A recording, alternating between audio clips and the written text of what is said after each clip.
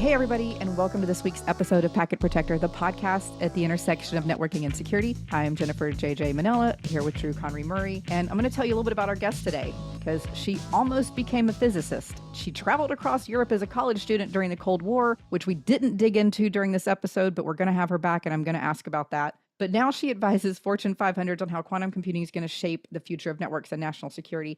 So Drew and I are excited to have on our fellow Packet Pushers host, Johna Johnson, and she's here to decode the quantum buzz. We're going to talk about the difference between quantum and classical computing, which I'm still trying to wrap my head around, and how quantum is going to be the death of blockchain, which I am super excited about because I never want to hear that word again. Yeah, you two really bonded on the death of blockchain. That was a nice Yeah. moment. We're also going to talk about things like why quantum isn't just about computing. We're going to talk about quantum sensing tech that we've had for 20 plus years now. And we're going to talk about how to think about quantum risks right now, things you should be thinking about because quantum is here. So, John, first thing, as we're jumping into this, I want to know how quantum computing is different than classical computing. And I'm going to ask you to please ELI 5, which I have recently learned. So I'm going to use this in every conversation now. Explain it to me like I'm 5, please. Well, I don't know, because I'll start with some assumption of knowledge on your part, which may be a little beyond that of the typical 5-year-old. But the basic difference in an absolute nutshell is the invention that generated classical computing was the concept of the transistor, which was on one of two states, on or off, which could be a bit. So we have binary on or off. And everybody has learned that it's just binary. All computing is binary. You can build up all these algorithms that are based on binary computing. And the thing about qubits is they can be onish, offish, strange, weird, charmed. So in other words, they have multiple states, and the states have quantum characteristics. Did you say charmed? Yeah. Okay. All right. We're going to be double clicking into all of these things, right? Well, I'm exaggerating slightly because charm is actually a quantum characteristic, because quantum scientists ran out of explanatory terms, and so they started naming things like, charm. So, yes. Because there's already so much clarity in quantum computing. So let's get charm in there. Well, this was actually physics before computing, but the main fundamental difference is it's not based on binary bits. And that's incredibly important to understand, because qubits are not just the quantum version of bits. They have characteristics that make them behave fundamentally differently, some of which come into play on quantum proof cryptography and quantum key exchange and things like that. One of them, and one of the things that's actually super important, is the concept of entanglement, which is weird and spooky. Those are not technical terms. Those are just reactions that most people have, which have to do with the fact that if you're in possession of a qubit, it can make a change that is reflected somewhere across the universe. And for complicated reasons, this doesn't violate the speed of light constraint. But the fact that these things are entangled and will make changes responding to each other has all sorts of really interesting implications for cryptography and other things. So that's a second big difference. One is that they're not binary. I went down a rabbit hole with, does quantum entanglement work through black holes a few weeks ago? But will you dive, as you're explaining this, a little bit more into qubits? Because I think maybe if the listeners are like me, I've read things and it's just not sinking in. I understand the word. Okay. The best example I can give you is bits are like old-fashioned light bulbs where there's a switch, right? You flip. It's either on or off. But then there are mood lights that have sliders. And the thing about the sliders is that they're almost analog. Like if you and I tried to get exactly the right degree of illumination, you kind of can't. You just sort of have to move the slider. It's a little bit of an analogy, but that's kind of the way to think about it. And the reason that's interesting is because David Deutsch was kind of the intellectual father of quantum computing back in 1985.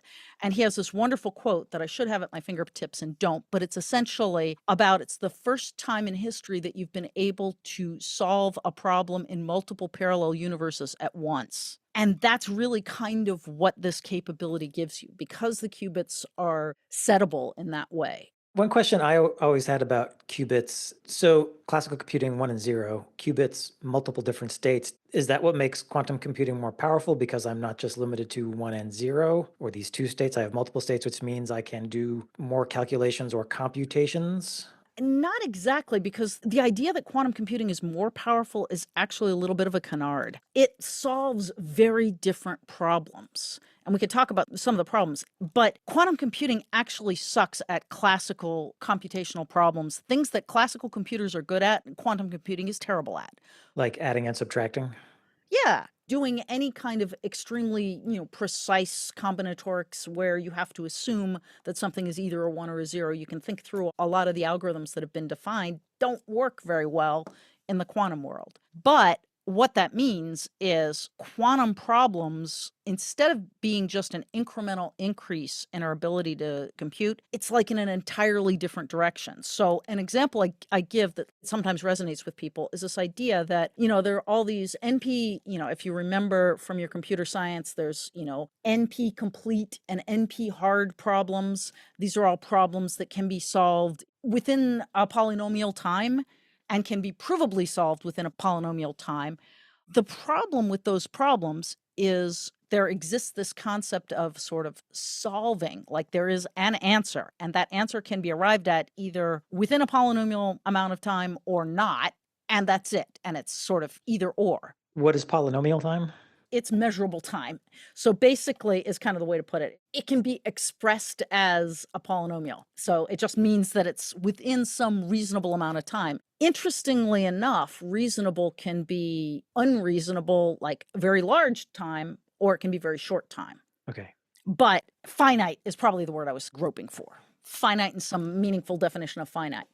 But if you change the definition of solution to something that's a little fuzzier and fluffier, the example that I like to give is policy hardening, which is this idea of saying, what happens if this policy is enforced? And it's something that obviously those of us in cybersecurity are, completely aware of, but a policy could be anything. So you could ask some question like, our options for dealing with country X range from diplomacy through undercover special operations to overt military invasion. Which approach or combination of approaches could yield the best outcome? And your definition of best can change with each run of the question. You can't solve a problem like that with classical computing. There's simply too many variables, too much going on, but you can solve a problem like that with quantum computing because you can basically run all the different scenarios at once and then go back and have a look and see which ones meet your constraints for good enough. Like, hey, these don't cause war. Okay, wait, they don't cause war, but the entire planet dies from, something else. Okay, wait, they don't cause war and 90% of the population survives. Try it again, and that kind of thing. And once you start getting in your head this idea that you can run these things in parallel, you can see how it's not great at arriving at the answer to a problem, but if the problem can be expressed as an answer for a broad range of problems, quantum computing can be very useful. So it sounds like one of the powers of quantum computing then is this parallelism, meaning it can work on multiple problems simultaneously or multiple variables of a problem simultaneously? Exactly. Okay. Is that due to entanglement or is that due to the superposition issue or what generates the parallelism? It's due to the nature of the qubits that can be, multiple different states. Mhm. So it's like Schrodinger's bit. Kind of. That's almost exactly it, actually. That is the right way to put it, JJ. You nailed it. Nice. And that's why usually when you hear the answer of what's quantum computing good for, you'll get sort of a lot of throat clearing and like, modeling and simulation. Well, what they actually mean is something like the many body problem. And up until now, it's been impossible to say, oh, we're going to model the entire universe using classical computing, because you start with a tiny little molecule and then talk about all the different ways it could move and all the forces it's subject to. And that just breaks your computer right there. Mm. When I was in grad school, one of my undergrad friends was doing her thesis in theoretical chemistry on the quantum properties of hydrogen. And that's because only hydrogen was simple enough that you could do even a meaningful analysis there. Once you started adding more elements and creating more complex molecules, forget it. It turns out that I should stand short of saying you can solve the many-body problem with quantum computing, but you can meaningfully address it. So you can start doing modeling and simulation that's just out of range of classical computing using quantum computing. And it's probably relevant here to note that one of the things I saw in one of your bios was that you were working in or with a PhD program for particle physics at the University of Rochester. Is that Yeah. I was in a PhD program in particle physics, and I was actually doing research in the program, but dropped out for reasons that weren't entirely great. But bottom line is I loved science and was not so sure about academia. yeah. I was doing a lot of quantum detection and things like that. And before that, fun fact, I was doing, as an undergraduate in engineering, one of my summer projects was actually free space encoding for free space lasers, where basically you're sending a laser across open air and you have to Mhm. encode it. You have to do encoding so that you can recreate the bits if either you lose one or two of them or you lose like a big stream of them because a bird just flew through. Mm. And I'll never forget, working on this. It was interesting, great, chewy intellectual problem. And then I asked the advisor, like, so what's anybody ever going to use this for anyway? And he just sort of laughed and said, nobody's ever going to use this for anything. It's just fun. Well, it turns out now that they actually use this for quantum sensing and optical quantum key distribution. Wow, okay. You and I talked about this, Drew. On Network Break, yeah, we did. I think Toshiba just and another Mhm. company, it was a service provider, Orange, came out with a new quantum key distribution service. Yeah. Yeah, so I find that very entertaining. So practical applications, then it sounds like modeling and simulation is something that a quantum computer potentially could be good at, and that could have direct use cases maybe to things like climate modeling, drug discovery, things like that. Yep, or just predicting the weather. Accurately predicting the weather. It sounds funny, but it is actually very true. That said, my real favorite is there is the ability, and there's a recent paper that came out. And essentially, what quantum computing is exceptional at is if you take two strings of data and you say, is there any correlation between these? Are these completely random with respect to each other, or is there some kind of correlation there? Which becomes fascinating if you happen to be, I don't know, in the CIA or the NSA or one of those, the equivalent at any other country. Mhm. And being able to find that is really quite powerful and interesting. It sounds a little scary as well. It is, but it isn't, I guess, because there's nothing really inherently scary. It's just the hard part for quantum computing to me is you don't realize how much time you spend in a box telling yourself that you can't do certain things because of the constraints of classical computing, Mm. right? And so when you start saying, oh, wait a minute, like the policy hardening question, I find fantastic because, back in the day before people understood computing and computational algorithms well enough to realize there are constraints to what you can do, you could write a science fiction article about, or a science fiction story about a computer that could solve those problems. But now we know you can't build a classical computer that can literally simulate all possible geopolitical policies and all possible outcomes meaningfully, but you could build a quantum computer that does. Yeah, that sounds like an old Isaac Asimov story or something, like how there's a computer running the world government or whatever because it's just very good at doing that kind of thing. I'm watching Foundation right now. Have you guys seen this series on it's like Apple or Netflix? Yes. That's the series based on the books, right? Yes. Yeah. Yeah. Yeah. Embarrassingly, I've never read the books. Don't tell anybody. You just told them all, Johna. I did. It's true. That's okay. I didn't read that one either. But you're loving it, it sounds like. Yeah, it's fascinating. And a lot of the math and the science, I have no clue if any of it's even based on anything remotely feasible in reality, but yeah, it's a cool story. All right, so let me kind of walk through where we are now. We've distinguished between classic and quantum computing. Quantum computing lets you work on lots of difficult problems in parallel, so there are practical use cases for it. My understanding is trying to get qubits to work is difficult. One of the reasons, in my understanding, is that you have to keep the room very cold. There's also issues with interference because we're talking about subatomic particles. So trying to get the actual output and make sure it's right is an issue. How do we build a quantum computer, and why is it so expensive and complicated? Well, one fundamental reason it's complicated is because there is no such thing as a qubit technology. And in fairness, you can kind of say, well, there's no such thing as a bit technology either because you've got transistors and CMOS and, a few other ways to get bits. Mhm. But qubits are infinitely more variable. Every time I check, they seem to have added a new flavor of qubit. Right now, they're saying there are 9 flavors of qubits: superconducting qubits, trapped iron qubits, photonic qubits, topological qubits, neutral atom qubits, spin qubits, quantum dot qubits. Oh, yes, diamond nitrogen vacancy center qubits, and nuclear magnetic resonance qubits, and probably a few more that I forgot. That last one is my favorite, by the way. I understood all of that. So let me ask you, is a qubit, because I'm still just wrapping my head around this, and you study physics enough that, back to the I'm five, please. Are these things that just exist, or we're making them exist for periods of time?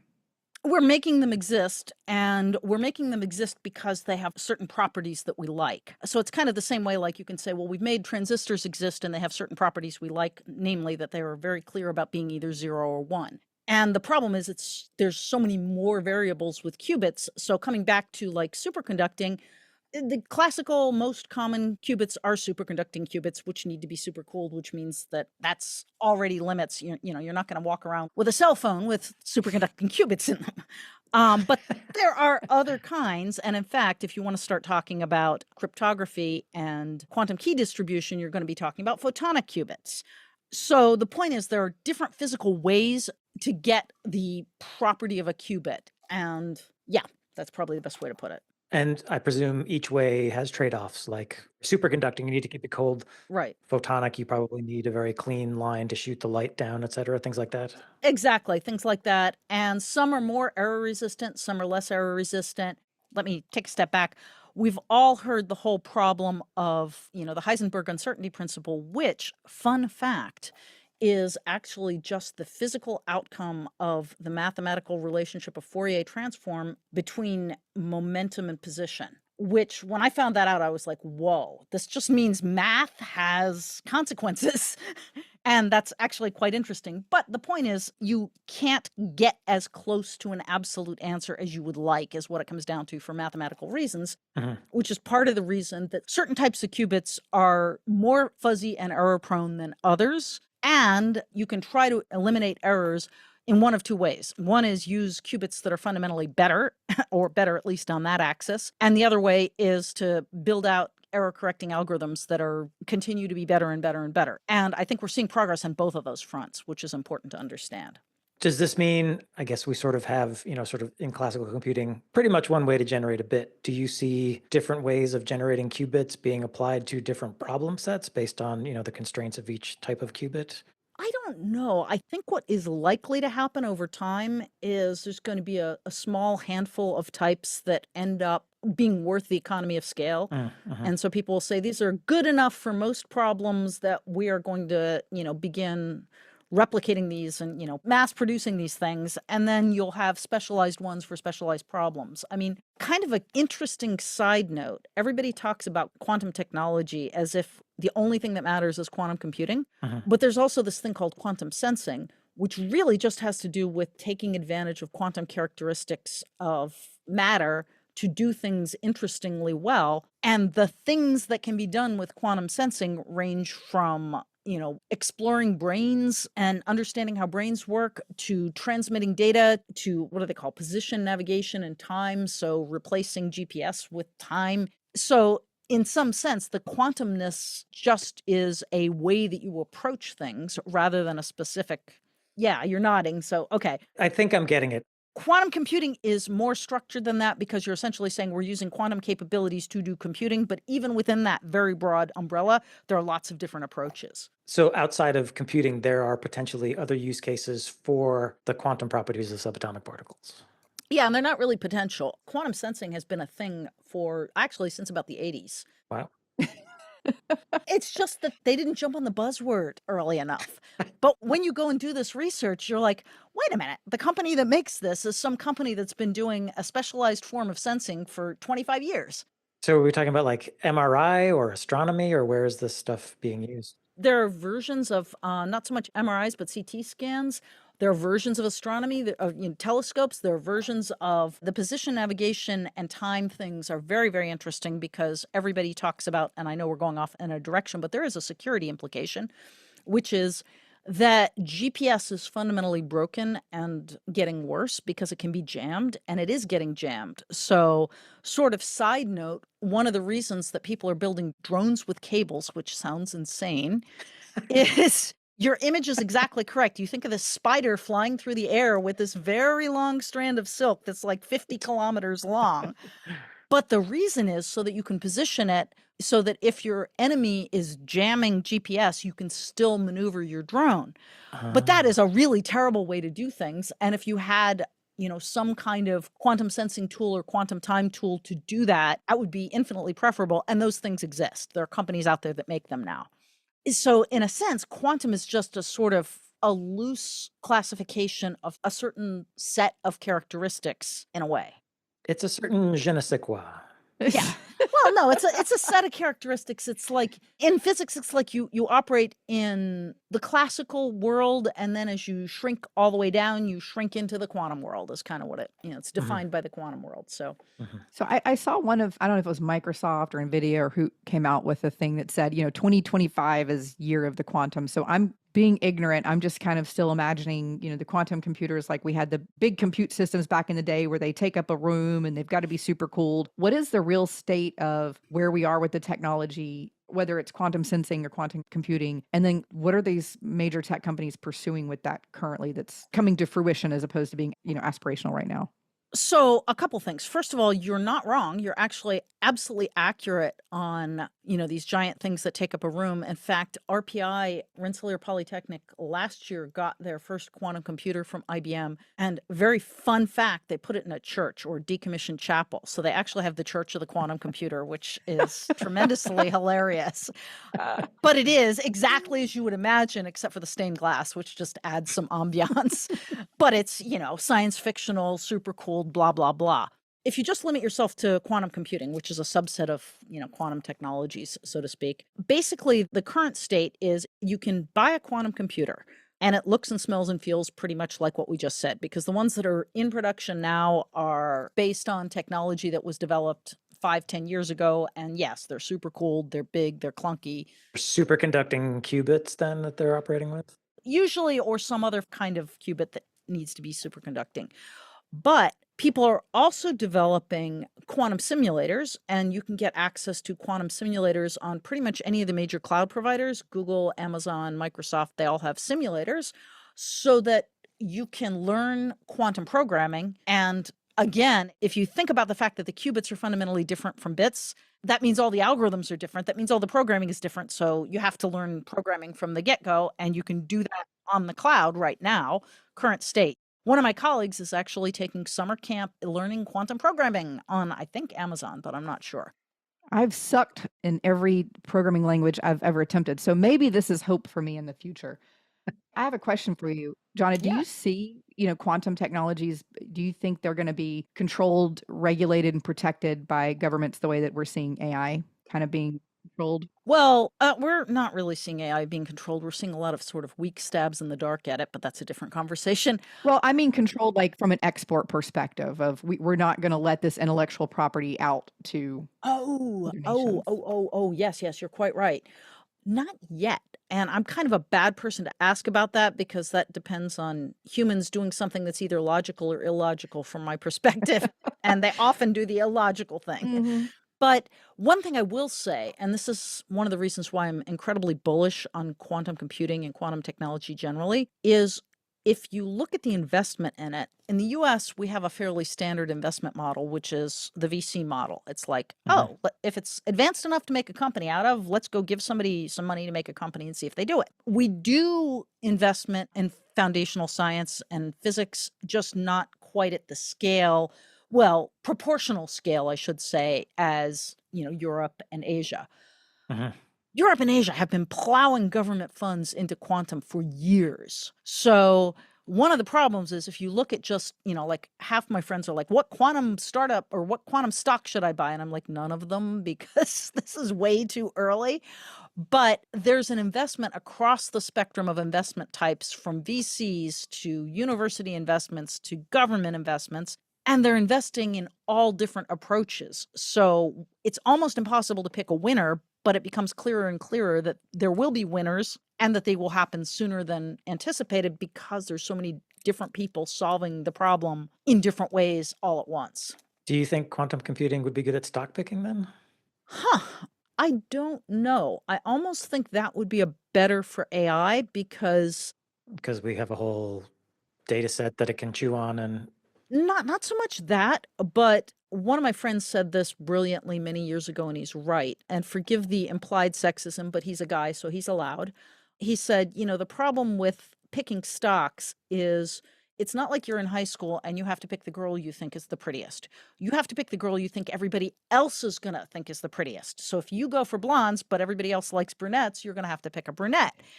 And in a sense, that's what LLMs are super good at, is kind of figuring out what everybody else thinks and predicting what's likely to happen. Mm-hmm.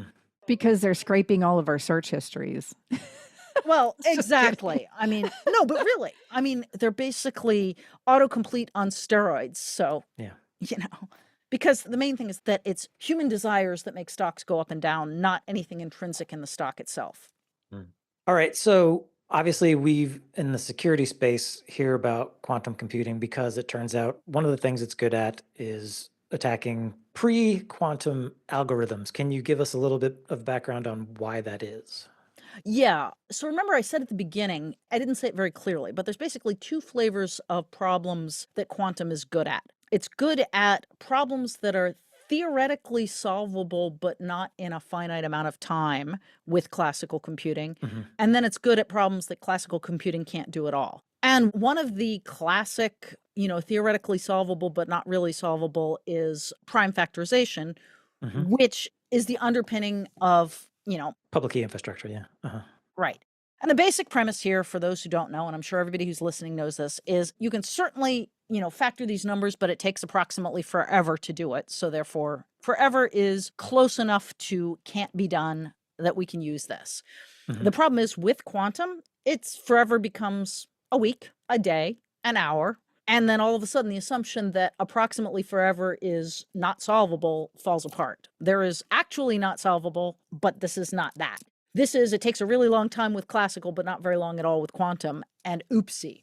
So quantum key distribution is one of the solutions. Basically, the premise here, this is a private key model, so not public key, but the basic premise here, and this gets back to entanglement and the ability to the ability to change something by measuring it. Essentially, what you're doing is you're taking two communicating users, detecting the presence of any third party that's actually trying to look at the key or copy the key. And in a nutshell, the key itself will let you know if someone's looked at it or someone's copied it, and therefore you know that it has been compromised. So if you use quantum key distribution, you can absolutely be guaranteed that the key hasn't been tampered with and everything is secure. Now, there's tons of protocols you can use that with, and I'm not going into all the protocols because it's been forever since I dug into them, so I couldn't explain them meaningfully anyway. But there's lots of different ways you can use quantum key distribution with protocols. The earliest one came out in 1984. That's how old they are. Wow. Yeah. And am I using quantum key distribution to distribute like a traditional classical computing algorithm, or am I using it to? You're just distributing the key. So basically everything at the other end is fine. It's all classical there. You're just using quantum characteristics to distribute an uncopyable, unlookupable key. Okay. But this isn't between two quantum computers. Right. It can be between two classical computers. Okay. The question is, do you need special hardware? Yes, but not that special. You just sort of bolt it onto your network and you're off to the races. So there's companies that do this, like Aliro Quantum does that, and there's quantum networking companies, and you just, we talked about some of these. They're making announcements daily, practically, that they're enabling quantum key distribution. But yes, you don't have to have a quantum computer at either end. Totally classical algorithm.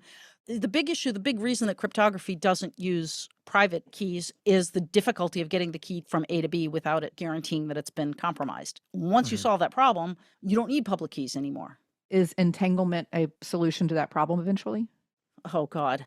Pun intended, it's key to the solution, because entanglement is how you can tell that something has been changed or looked at.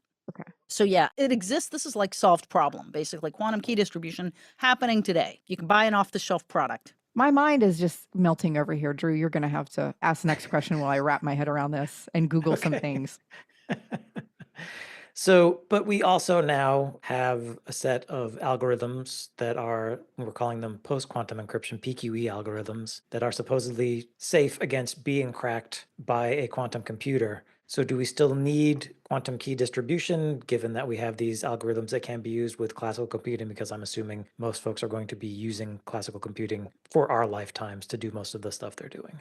Well, here we come to the point in Stump the Expert where the expert does not have the answer to that one. I don't actually know because I don't know enough about the algorithms. I know they've been developed. I know they're developed by NIST. I know the first couple ones got broken, but never mind that. I don't know actually whether they're public key or private key. Someone who's listening can probably write in and correct me on that one. Well, and I guess my takeaway is if we're saying that to do the quantum key distribution, you kind of got to bolt stuff on to do it. And we can't necessarily bolt things on every piece of infrastructure, device, application, et cetera, everywhere. That, we still need post quantum cryptographic algorithms until everybody's, past that state. Yeah, the question is whether we continue to need quantum key distribution after that. And that I'm not sure. But yes, we definitely need. I was just talking, for example, with a colleague about using blockchain for a particular application. And I sort of said, by the way, we won't be using blockchain for that. We'll be using a quantum resistant ledger technology because blockchain is completely crackable at this point. Using quantum computing? Yes. Oh. I mean, even without quantum computing, there's lots of agencies throughout the world who have been able to reverse and find patterns. And it's not as anonymous and uncrackable as people think it is, even with just standard resources we have now. Yeah. And again, blockchain also relies heavily on the prime factorization. And that's the big thing that, you can now crack. Okay. So then maybe in like the Bitcoin world or cryptocurrency world, quantum key distribution might have value? Yes, and certainly quantum resistant ledgers migrating from classical blockchain or legacy blockchain to a quantum resistant ledger would make a whole lot of sense. I mean, this was back in January. I was on a TV show that was like, one of those Wall Street stock yap things. And I just sort of pointed out like, hey, if you're going nuts about cryptocurrency, don't, because unless they're based on a quantum resistant ledger, they're ticking time bombs at this point. Wow. Interesting. Which is funny because it's quantum science, but it's not that complicated to realize. And it's just odd that people are just not looking out and going, Says the physicist. Yeah. No, but I mean, really, it's like blockchain depends on prime factorization being impossibly hard. Quantum breaks that assumption. Gosh, maybe we should worry. Like, it's not that complicated. I got to tell you, Johna, right now you're my favorite person because if I never hear the word blockchain again, I'm going to be a super happy camper. I'm so tired of hearing every single problem in the whole world is going to be solved by blockchain. Oh, by the way, well, my favorite is, hey, I'll sell you a beanie baby. How many tulips do you want for that? Nobody has read that wonderful book about how people just get crazy about certain things. And all of a sudden, the Dutch tulip craze and then the beanie baby craze. And it's like, okay, now it's Bitcoin. Oh, but you can make a lot of money. Sure. Any Ponzi scheme, you can make a lot of money if you come in at the right time and leave at the right time. Exactly. Yes. So generally then, to wrap things up, since this is supposed to be sort of a networking and security show, are there things folks should be thinking about in regards to the onset of quantum, how they want to think about those risks, how much of a priority, how should it affect their sort of strategic thinking about risk and protecting their enterprise? I think the big one is don't worry about quantum computing. Put that on the shelf. It will become clear as it becomes clear. Keep monitoring it, pay attention, read, but don't feel like you have to make any changes like work enterprise changes. However, what you do need to do is begin preparing now for the cryptographically relevant quantum computing CROC era, which is going to arrive either in 2025, 2026, 2027, 2028, 2029, 2030, or beyond. Your guess is as good as mine, but my guess puts it somewhere between 2025 and 2030, which is the technical word for that is soon. So how do you prepare for that? First thing is look for every place you're using classical cryptography and anything that might pose a risk. That may be some code that you wrote yourself, or it may be off-the-shelf code. Then do what you would do in any mitigation strategy. Contact the vendor, ask about their policy, ask when things are going to be available. Are you talking about PQE, post-quantum encryption algorithms? Like, how can I get this into my organization and my tech stack? First, figure out where in the tech stack you need it. Like, what information do you have that's at risk? Okay. Are you able to bring that in, or do you need to, like, is it something you wrote yourself, or do you need to ask the vendor what is their upgrade strategy? Hmm. So it's pretty straightforward. It's like, figure out where it is, figure out what information is being protected that way, figure out whether that information is at risk or not. You may have an enormous bunch of data that's protected and will be completely irrelevant 2 years from now. Hmm. So don't worry about it. Just, deprioritize that and go focus on stuff that will get you in trouble, even if it's old data, if it gets cracked 2 or 3 or 4 years from now. And then figure out what your mitigation strategy is based on, is it coming from the vendor? Is it coming from you? Like, how are you getting there? Hmm. And then put that into place. So it's like any other, IT, cyber risk mitigation. Operational plan. Right. Exactly. It's interesting that you bring this up now, because one of the things we've been talking about, like we in industry has been talking about in networking and especially wireless, is so like IEEE on the wireless side was not pursuing any type of post-quantum crypto until literally weeks ago, when they started to kind of put together a draft team to kind of figure out what that group should do and how this should be applied, et cetera. Mm. And I'm kind of the mindset of, if we have the tools and we have the algorithms, and, yes, for that specific technology, it does take some reworking. You can't just snap it in and go, okay, we're using this algorithm instead of that one. It does change how things work in the Wi-Fi world. But I'm kind of the mindset of, in certain aspects of networking and security, we're already so far behind the rest of like technology that's not networking. Everything we're doing in application development, things we're doing in cloud, et cetera, that to me, I think it makes sense to be looking forward and to start to plan for these things, because regardless of whether it's snapping in a post-quantum crypto algorithm or thinking through, other quantum technologies that are going to be coming, we're going to have to rethink and rebuild these things anyway. And they're a hot mess. These standards are thousands and thousands of pages long. They're like every version of that thing, it's kind of backwards compatible to it. And at some point, we've got to just cut the cord and go, we need to think about this differently. And yes, it might require new software, new programming, and it might even require new hardware at some point, but we can't just keep building on top of the shaky foundation we had from 25 years ago. I think that's correct, but I want to clarify a couple things. You can break this down into bite-sized chunks. So looking at the cryptographic problem, I don't want to say it's a simple problem, but it's a well-defined problem. Yeah. You're protecting data. You have to figure out how to protect that data. And so follow that path. There's other things like, how are you getting your timing information? And is that going to be subject to, that's the PNT stuff I talked about with quantum sensing. If your timing information can get messed up, what applications are you suddenly going to be vulnerable? That's a whole different problem. That's a problem for which the solution has roots in quantum. That's something to look at. And that's sort of foundational, similar to the way Y2K is, but not quite, because timing is more foundational, but also a bit less at risk. It's hard to explain. And then there's quantum computing, which is something totally different, which is like, okay, at what point do you want to bring a quantum computer into your environment or use simulation? And that, to my mind, is sort of more, that's an application question. That's like a business question, an application question. Yeah. Yeah. Do you have actual problems that quantum can solve? If yes, investigate now. If no, just, wait and see. Well, let me run this by you, because when I thinking about, adopting post-quantum encryption, my mind immediately goes to sort of like the edge, the DMZ, VPNs, browsers, and so on. But what you said made me think, oh, wait, maybe I should actually be starting in my storage networks, particularly around intellectual property stuff, as opposed to my edge, because that's where I've got my most valuable information typically. And that's the thing to remember, like Salt Typhoon, we all know about that as being a telco hack. Right. But the thing is, it is enabling hostile foreign powers to capture large amounts of data, and then eventually they'll be able to decrypt it. And the question is, does it matter?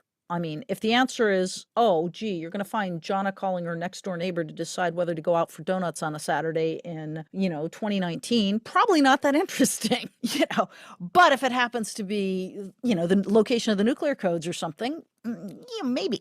Right. Or if I'm that Dutch company that makes all of the equipment, the ultra lithography machines that make the advanced chips. Exactly. That's the IP I want to steal if I'm, a nation state. Yeah. Right. I'm probably not going to steal the Coke formula, but that one I would go after. Yes. Right. Okay. So, yeah. And that gets back to, what to do. First of all, think about where you're exposed. And then second of all, think if it matters. Mm-hmm. So, John, as we're wrapping up here, I guess there's so much here. My brain is melting. I took so many notes while you were talking. I'm going to come back and listen to this podcast again and look at all the show links we're putting in the show notes. But What's kind of one misconception that the rest of us who have not been trained in physics have around quantum technologies? And then how do we start to work past that knowledge gap? Well, I think the big misconception is that it's 30 years out and you shouldn't have to worry about it. And that's been bubbling up a lot lately in the past 6 months as this famous person or that famous person says, oh, that's overhyped.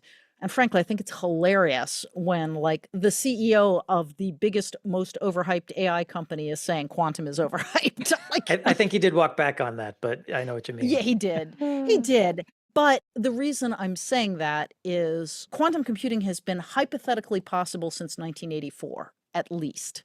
Like, we know how to do it. It's just a matter of having the technology. We have been plowing money into it since then and at ever increasing rate. And the money, the we is everybody, countries, companies, universities. And we are exploring all different methods of making something work. And as I mentioned, for example, with quantum sensing, that's been in production for at least 25 years in some cases. So the idea that quantum computing specifically is just so far out there we don't need to think about it is flawed. Awesome. Well, thanks, Johna. We love having our brains melted and appreciate you doing that. If folks are interested in hearing more from you, finding you online, where can they go? My strong request would be to hit me up at our company website, which is nemertes.com. That's nemertes.com. There's a contact form. Just fill it out and say, hey, I'd like to learn more, and we will figure out a way that makes sense for you. And I'll also note that Johna is also one of the Packet Pushers hosts across a couple of shows, including Heavy Strategy and then Network Break that Johna and I do together. So if you like this and haven't listened to those shows before, go check them out.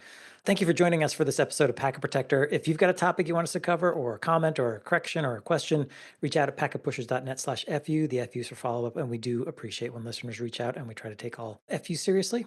By the way, as I mentioned, Packet Protector is part of the Packet Pushers podcast network. That network includes a dozen technical podcasts for your professional development on networking, security, IPv6, DevOps, and more. There's an industry blog, 2 weekly newsletters, a community Slack group, a YouTube channel, an IRC group. You can find it all at packetpushers.net, all free with no login required.